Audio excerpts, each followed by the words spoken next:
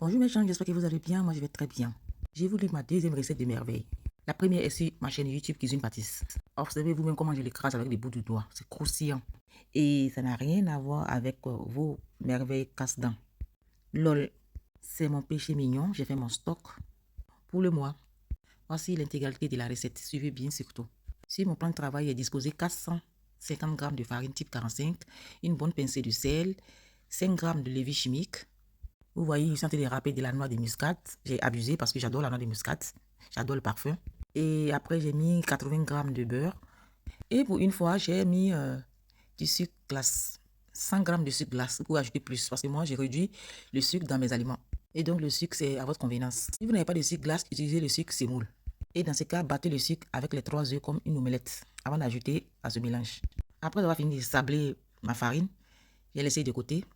Et dans un bol, disposez les 3 œufs, ajoutez la crème vanille, mélangez bien.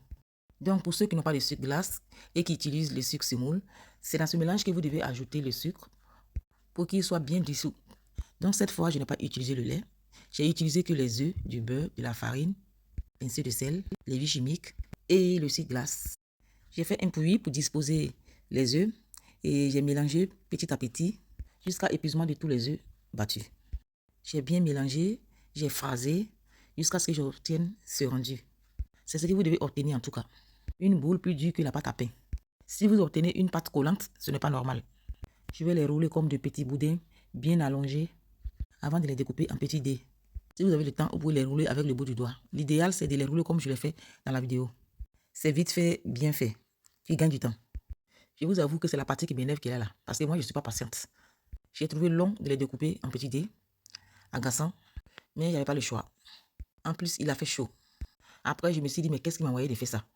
Et j'ai appelé monsieur, il est venu m'aider parce que lui aussi, il aime bien les merveilles. Heureusement, parce que moi, je préfère faire mes entremets, faire mes brioches que passer mon temps à rouler ces merveilles. À chaque fois que je les découpe, je les enfarine pour éviter qu'ils se collent. Une fois fini de découper, j'ai ramassé mes clics et mes claques et je suis descendu à les frire dans le jardin. Une chose, avec les quantités que je vous ai données, si vous finissez de tout mélanger et que la pâte colle, vous pouvez ajouter de la farine. Certes, peut-être que les œufs étaient très gros, soit votre beurre était trop mou. Moi, je n'étais pas aussi non plus. Pour ceux qui vont réaliser mes croquettes là, faites-moi des retours. Vous n'avez pas dit qu'on vous donne une recette. Quand vous finissez, vous vous asseyez dessus.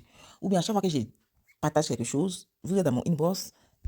Quand je vous livre les recettes, vous vous asseyez dessus. Donc, faites-moi plaisir avec des retours, s'il vous plaît. Enfin, la partie où j'aime, la friture. Dans une poêle, disposez de l'huile. Ne soyez pas avare dans l'huile.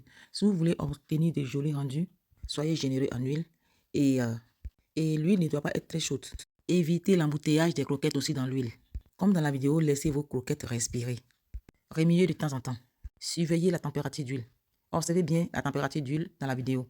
Si vous remplissez l'huile de merveille, ne soyez pas surpris d'obtenir des merveilles brisées, des merveilles cassées. Pour résumer, baka de merveille. Lol, remuez de temps en temps. Observez jusqu'à ce que ça soit doré et vous retirez. Enfin, la couleur, c'est à votre convenance. Mais il faut que ça soit doré parce que plus tard, ça va prendre une couleur encore plus foncée.